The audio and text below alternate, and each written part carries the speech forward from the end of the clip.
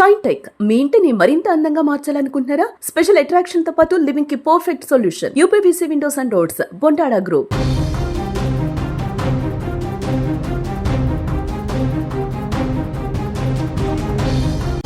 కొత్త జీవితం, కళ్ళ నిండా కోటి కలలు, చేతిలో చేయి వేసి 7 అడుగులు నడిచి కేవలం 2 నెలలే అయింది. ఆ బంధం మరిన్ని మధుర జ్ఞాపకాలను పేర్చుకోవాల్సిన సమయం అది.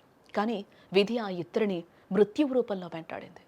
నిన్నటి వరకు నవ్వుతూ వాలిన ఆ భుజం నేడు నిర్జీవంగా పట్టాల పక్కన పడుంటే కాలం కూడా ఒక్క క్షణం మూగిపోయింది. యాదాద్రి భువనగిరి జిల్లాలో జరిగిన ప్రమాదంలో నవ దంపతులు ప్రాణాలు కోల్పోయారు.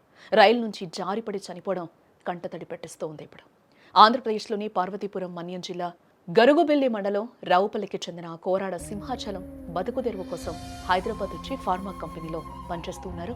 అదే జిల్లాలోని అంకవరం గ్రామానికి చెందిన భవానీతో 2 నెలల క్రితమే అతనికి వివాహమైంది. హైదరాబాద్లోని జగద్గిరిగుట్ట, గాంధీనగర్లో వీరిద్దరూ కాపురం ఉంటున్నారు.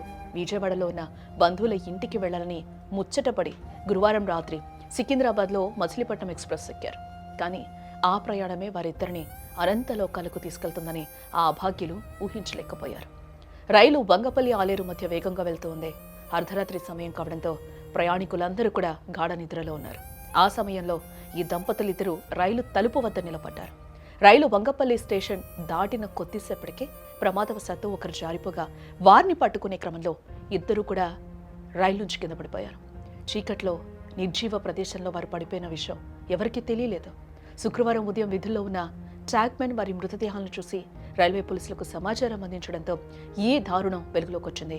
కేవలం 19 ఏళ్లకే భవానీ, 25 ఏళ్లకే సింహాచలం 100 ఏళ్ల ఆయుష్ నిండిపోవడంతో వారి స్వగ్రామాల్లో విషాద ఛాయలు అలుముకున్నాయి. ఈ ఘటన మనందరికీ ఒక గుణపాఠం. రైలు ప్రయాణాల్లో తలుపుల దగ్గర నిలబడటం, ఫోన్లలో మాట్లాడటం లేదా వేగంగా వెళ్తున్నప్పుడు బయటకు చూడటం ప్రాణాంతకం. మీకోసం ఇంట్లో ఒక కుటుంబం ఎదురు చూస్తుందని మర్చిపోకండి.